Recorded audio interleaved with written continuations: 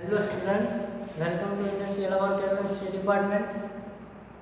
જે મોરીભાઈનું સેમ 4 ની અંદર જે યુનિટ નંબર 4 જે છે પ્રોડક્શન્સ વાળું, બરાબર, તે અધૂરું જે છે એ હું પૂરું કરવાનો છું, જેની અંદર મેલેમાઇન્સ, આઇસોપ્રોપાઇલ આલ્કોહોલ, એક્રેલિસ છે, પછી મેલેમાઇન્સ છે, જે કંઈ પ્રોડક્શન છે તે આપણે સ્ટેપ બાય સ્ટેપ આપણે ડિસ્કસ કરતા જઈશું, બરાબર. જેમાં સોર્બિટોલ છે, મેલેમાઇન છે, એક્રેલિસ છે, આઇસોપ્રોપાઇલ આલ્કોહોલ છે, ક્લોરિનેશન ઓફ મિથેન, મોનોડાઇટ ડ્રાય જે છે પ્રોડક્શન, 5 થી 6 કંઈક પ્રોડક્શન્સ મોરીભાઈના જે બાકી છે તે હું પૂરા કરાવવાનો છું.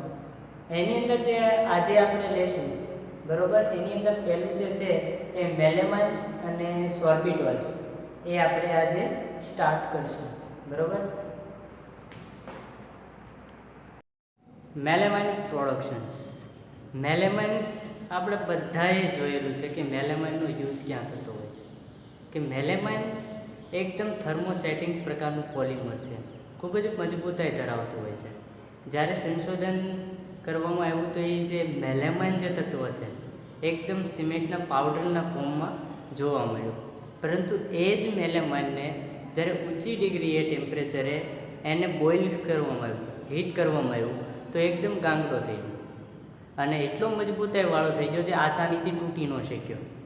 એટલા માટે વૈજ્ઞાનિકોએ વિચાર્યું કે આ મેલેમાઇન જે છે એ જો આ રીતે યુઝ થતો હોય તો એનું આપણે કંઈક એવી વસ્તુમાં યુઝ કરીએ જે આસાનીથી ન તૂટી શકે, કારણ કે મેલેમાઇન્સ જે કેમિકલ્સ છે એ 236 યાની કે 336 ડિગ્રી સેલ્સિયસ ટેમ્પરેચરે બોઇલ થતું હોય, તો કે ભાઈ સામાન્ય ટેમ્પરેચરે એ આસાનીથી બોઇલ થશે નહીં. જેના કારણે વૈજ્ઞાનિકોએ એનો યુઝ વાસણ જે બનાવતા હોય, મેલેમાઇનના કપ છે, રકાબી છે, એની અંદર યુઝ કરવામાં આવ્યો છે. અને અવારનવાર પહેલાં જે વ્યક્તિ હતું એની અંદર નાઇટ્રોજનનું પ્રમાણ વધારે હતું, એટલા માટે શરૂઆતના જે વૈજ્ઞાનિકોએ છે એ મેલેમાઇનને દૂધમાં નાખ્યું, અને દૂધમાં નાખ્યું તો પ્રોટીનનું પ્રમાણ વધવાનું છે, કારણ કે એની અંદર નાઇટ્રોજન તત્વ હતું. પરંતુ જ્યારે સંશોધન કર્યું તો એવું જાણવા મળ્યું કે આ મેલેમાઇન છે એ શરીર માટે ખૂબ જ હેઝાર્ડ છે, અને પછી એની હિસાબે મેલેમાઇનના કારણે કેટલાય બાળકોનું છે એ મૃત્યુ થયું હતું. અને સંશોધનના આધારે જોવા મળ્યું કે જે મેલેમાઇન જે તત્વ છે એ દૂધની અંદર નાખવાથી પ્રોટીનમાં તો વધારો થાય, પરંતુ એની સાઈડ ઇફેક્ટ એની હાર્ટ ઉપર પણ થતી હતી બાળકોને, જેના કારણે ઘણા બાળકો છે એ મૃત્યુ પામ્યા હતા. પછી વૈજ્ઞાનિકોએ એનું રૂપાંતરણ વાસણ બનાવવામાં કર્યું છે. એની થર્મોસેટિંગ જે સ્ટેબિલિટી છે એ ખૂબ જ સારી હોવાને કારણે એ પોલિમર રેઝિન્સ છે એમાં બનાવવામાં પણ ઉપયોગી થતું હોય છે, બરાબર. તો આપણે સ્ટાર્ટ કરીએ કે ભાઈ તો મેલેમાઇન જે પ્રોડક્શન છે એને આપણે બનાવવું હોય તો શું કરવું પડે. તો let's talk be about how to makes of melamine productions. તો it is a industrially produce from urea કમ્પોનન્ટમાંથી મેલેમાઇન છે એ બનાવવામાં આવે છે, પરંતુ યુરિયાની સાથે પહેલાં તો એનું એમોનિયમ કાર્બોનેટ બનાવવું પડશે.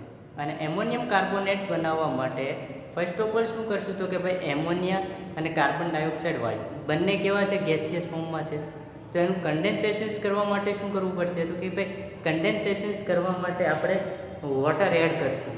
વોટર એડ કરશું એટલે એમોનિયા છે અને કાર્બન ડાયોક્સાઇડ છે એ વોટરની અંદર કેવું થઈ જશે, મિસિબલ થઈ જશે, અને મિસિબલ થવાના કારણે એને કન્ડેન્સેશન ટેન્કની અંદર લઈશું, જેના કારણે લિક્વિડ ફોર્મમાં મળી જશે.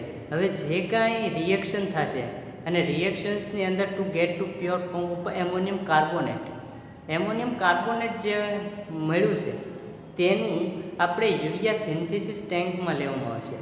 હવે અહીંયા એમોનિયમ જે કાર્બોનેટ છે એ યુરિયા સિન્થેસિસ ટેન્કની અંદર લેવામાં આવે છે, અને યુરિયા સિન્થેસિસ ટેન્કની અંદર શું થઈ જશે તો કે ભાઈ તેમાં યુરિયા એડ કરવામાં આવશે.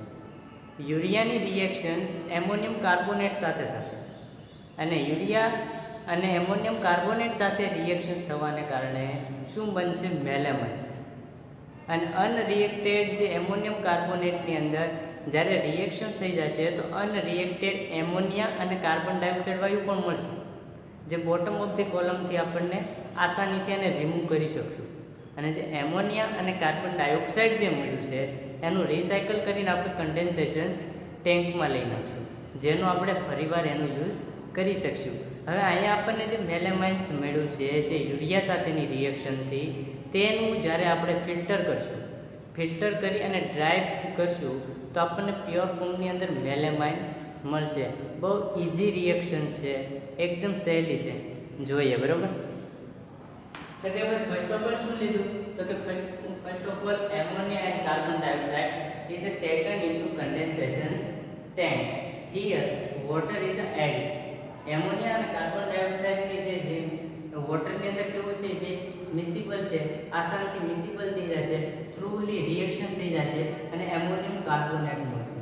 જે એમોનિયમ કાર્બોનેટ મેળવું is taken into urea synthesis tank. અહીંયા here urea is added. Now reactions takes place. Ammonium carbonate and urea is to get pure form of melamines. Unreacted ammonia and carbon dioxide is the bottom of the column is recycled to condensation tank, and melamine is the filters and dry and pure form of melamines. આ રીતે છે મેલેમાઇન્સનું productions આપણે મેળવવામાં આવતું હોય છે. બહુ easy reactions છે બરાબર.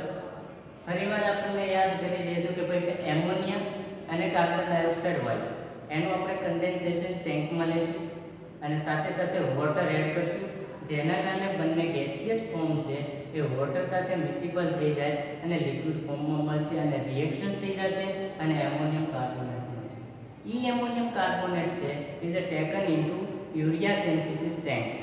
હિયર યુરિયા ઇઝ એડેડ અને હીટિંગ આપશું એટલે મેલેમાઇન્સ મળશે અને અનરિએક્ટેડ એમોનિયા અને કાર્બન ડાયોક્સાઇડ છે તે શું એનું થઈ જશે, રિસાયકલ થઈ જશે કન્ડેન્સેશન ટેન્કની અંદર. અને જે મેલેમાઇન્સ મેળવું એનું ફિલ્ટર કરશું, ડ્રાયર કરશું અને પ્યોર ફોર્મની અંદર આપણને મેલેમાઇન્સ મળશે બરાબર. તો આપણે પહેલા તો એનું સ્ટ્રક્ચર જોઈએ કે ભાઈ મેલેમાઇનનું સ્ટ્રક્ચર કેવું હોય છે બરાબર. તો મેલેમાઇન્સનું સ્ટ્રક્ચર જોવા જઈએ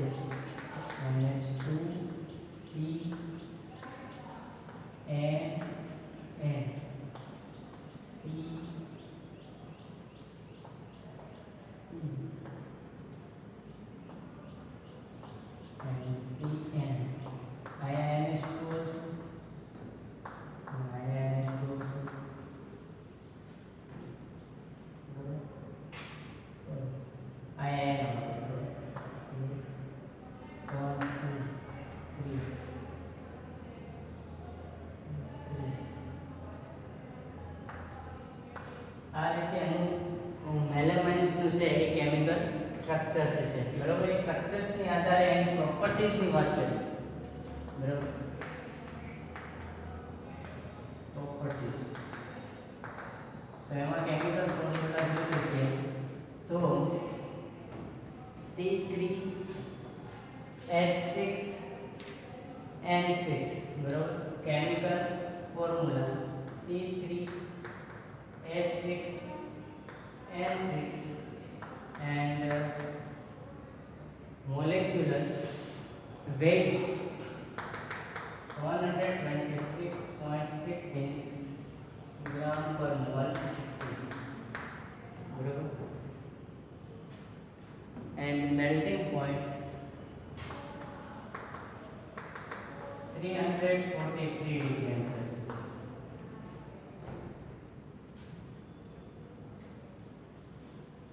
આ રીતે એની પ્રોપર્ટીઝની વાત કરીએ બરાબર. જેમ chemical formula C3H6N6 molecular weight 126.16 gram પર ઇન્ટુ મોલ્સ 124.12 ગ્રામ પર મોલ્સ એન્ડ મેલ્ટિંગ પોઈન્ટ છે 343 ડિગ્રી સેલ્સિયસ છે બરાબર. આ રીતે છે એની પ્રોપર્ટીઝ છે. હવે એની કેમિકલ્સ રિએક્શન્સ જોઈએ. કેમિકલ રિએક્શન્સની અંદર શું હશે તો કે ભાઈ યુરિયા અને યુરિયાની રિએક્શન્સ એમોનિયમ કાર્બોનેટ સાથે કરી એમોનિયમ કાર્બોનેટ સાથે રિએક્શન્સ કરશું એટલે આપણને જે મેલેમાઇન છે એ મળશે, બરોબર. રિએક્શન્સ ઓફ મેલેમાઇન્સ ની તેમાં શું થશે તો કે ફર્સ્ટ ઓફ ઓલ યુરિયા લીધું NH2CONH2 એની રિએક્શન્સ એમોનિયા કાર્બન ડાયોક્સાઇડ, બરોબર.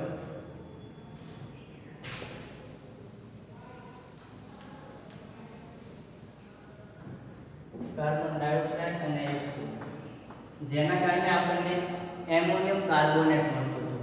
એની રિએક્શન જ્યારે NH2CONH2 સાથે કરવામાં આવે તો આપણને છે એ મેલેમાઇન મળતું હોય છે, NH2CN3 ટાઈમ, બરોબર. જેને આપણે શું કહીશું મેલેમાઇન્સ, બરોબર.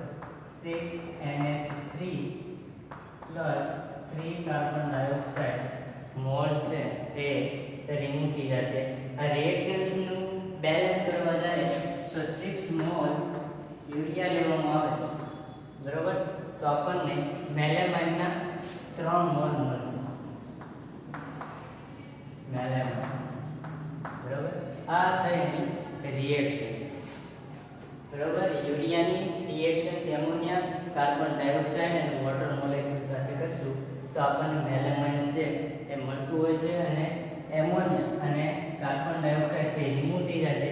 એનું આપણે રિસાયકલ કરવા માટે કન્ડેન્સેશન ટેન્કમાં લેશું. આ રીતે છે એનું રિએક્શન્સ હતી.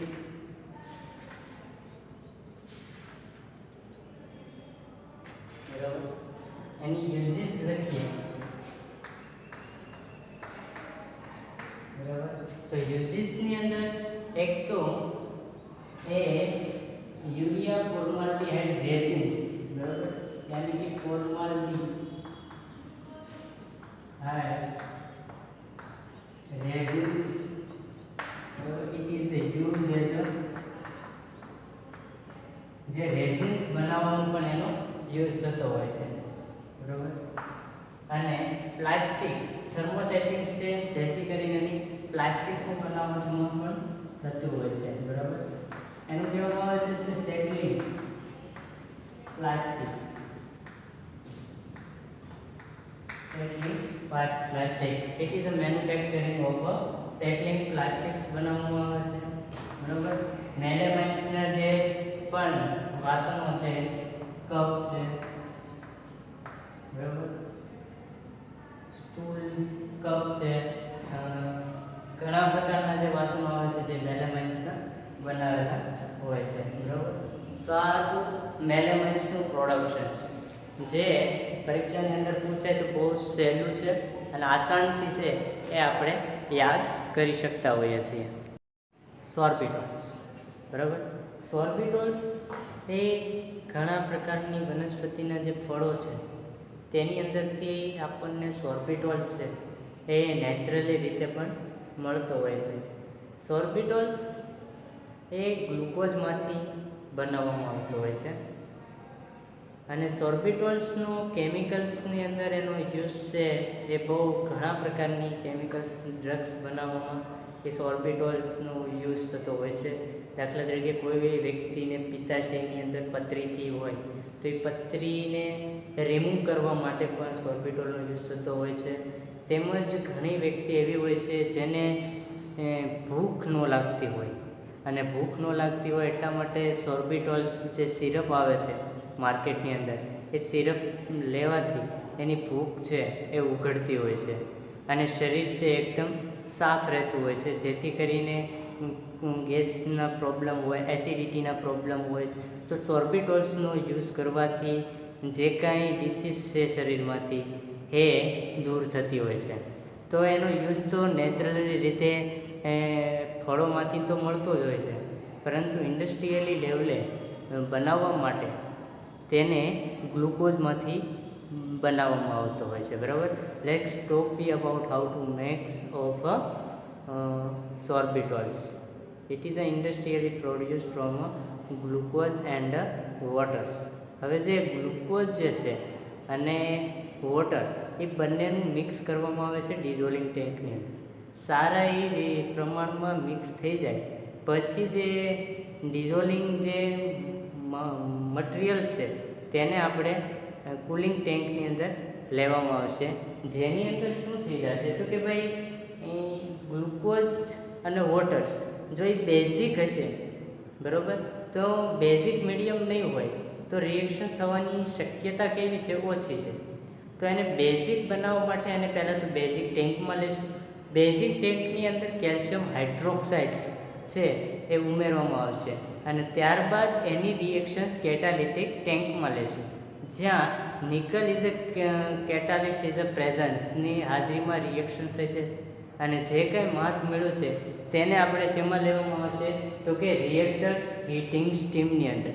અહીંયા શું થઈ જશે તો કે ભાઈ રિએક્શન થવાને કારણે હીટ થશે, જેના કારણે રિએક્શન છે એ ઝડપથી થઈ જશે અને જે કાંઈ માસ મળ્યો છે, બરાબર, હીટ હોવાને કારણે એને કૂલ ડાઉન કરવા માટે આપણે કુલિંગ ટેન્કનો યુઝ કરશું.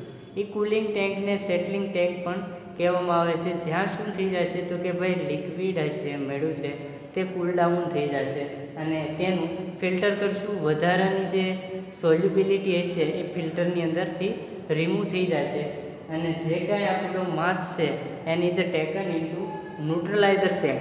હવે ન્યુટ્રલાઇઝર ટેન્કની અંદર શું કરશું તો કે ભાઈ બેઝિક મીડિયમ આપણે ઉમેર્યું હતું કેલ્શિયમ હાઇડ્રોક્સાઇડ, તો ન્યુટ્રલાઇઝર્સની અંદર આપણે એસિડ મીડિયમ ઉમેરશું, જેના કારણે શું થઈ જતું કે બેઝિક મીડિયમ હશે તો એ ન્યુટ્રલ થઈ જશે એસિડ ઉમેરવાથી. તો ન્યુટ્રલાઇઝર ટેન્કની અંદર એસિડ ઉમેર્યા પછી તેને ગ્લાસ ઇવેપોરેશન ટેન્કમાં લેશું, જ્યાં શું થઈ જશે તો કે વધારાનું જો વોટર સોલ્યુબલી હશે તે બધું રિમૂવ થઈ જશે અને જે લિક્વિડ માસ હશે તેને આપણે પ્રેસિપિટેશન ટેન્કમાં લેશું, જ્યાં ઇથેનોલ એડ કરશું અને આપણને છે એ સોર્બિટોલના પ્રેસિપિટેશન્સ મળશે, જેનું આપણે ફિલ્ટર કરી અને કૂલ ડાઉન કરવા માટે આપણે કુલરની અંદર લેશું 15 ડિગ્રી સેલ્સિયસ અને જેના કારણે એ જે મળ્યો છે માસ તેનું આપણે શું કરશું તો કે ભાઈ ક્રિસ્ટલાઇઝર્સ એકદમ ક્રિસ્ટલ છે એ આસાનીથી આપણને મળશે, જેનું ફિલ્ટર કરશું, ડ્રાય કરશું 40 ડિગ્રી સેલ્સિયસ, તો આપણને પ્યોર ફોર્મની અંદર આપણને છે સોલિડ ફોર્મમાં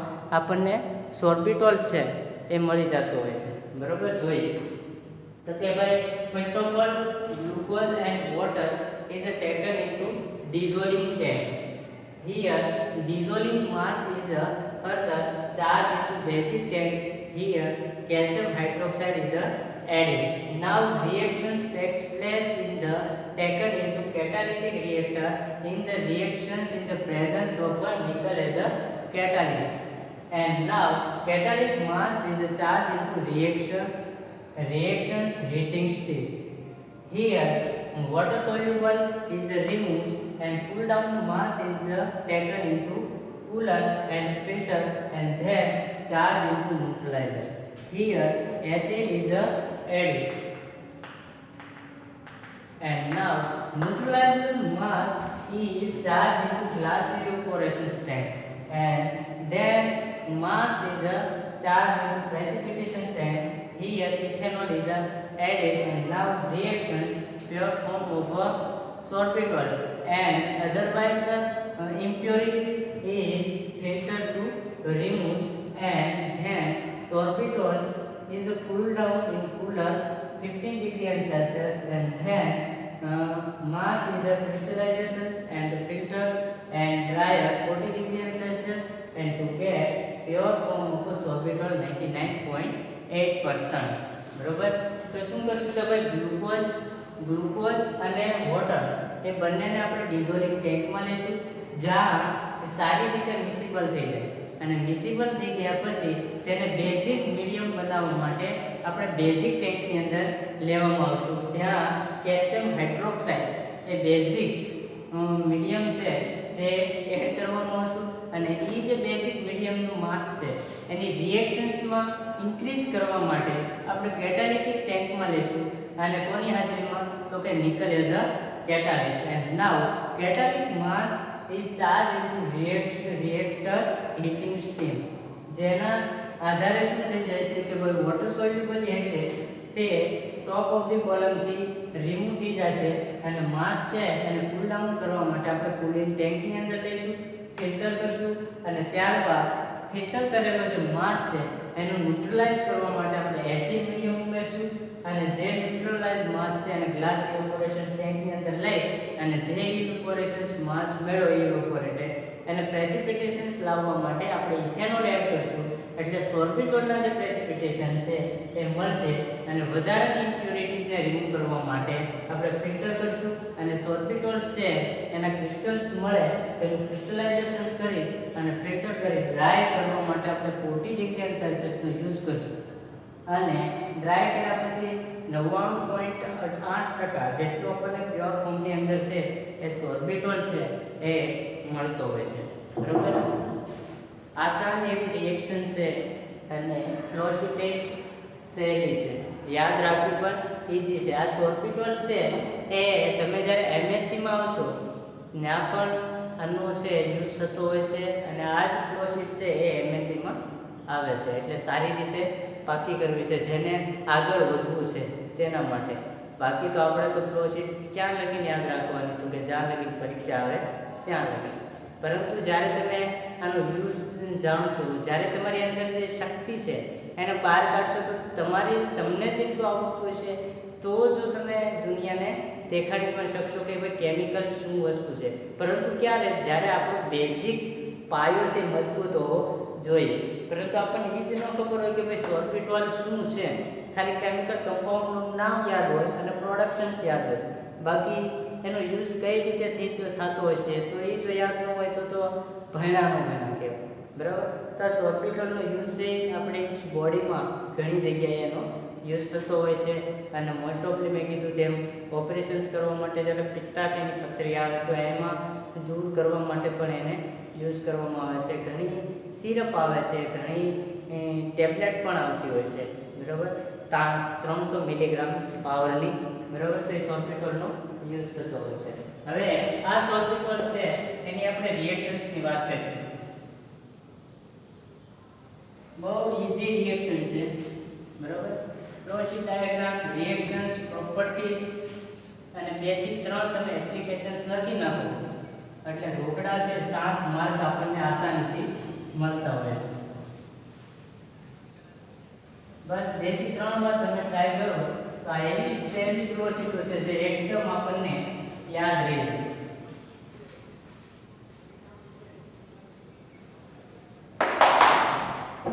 બરાબર. તો ફર્સ્ટ ઓફ ઓલ શું લીધું હતું કે ભાઈ ગ્લુકોઝ C6H12O6, બરાબર. ગ્લુકોઝ એની રિએક્શન્સ માટે આપણે વોટર એડ કર્યું અને નિકલ એઝ અ કેટાલિસ્ટ તરીકે આપણે યુઝ કર્યું હતું એટલે આપણને છે એ સોર્બિટોલ મળ્યો C6H14O6 સોર્બિટોલ. બહુ ઈઝી રિએક્શન, બરાબર.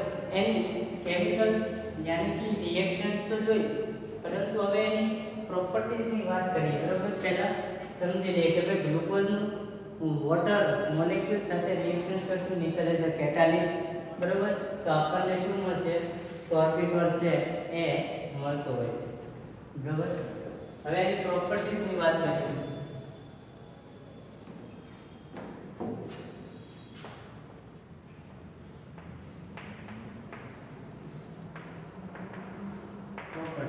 તો એની પહેલા તો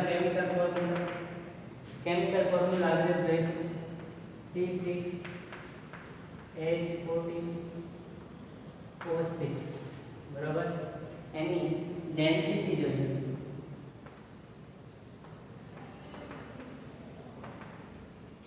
ડેન્સિટી જોવા જાય તો 1.47 ગ્રામ પર centimetre cube and melting point 93 degree Celsius to 97 degree Celsius temperatures હોય છે, બરાબર.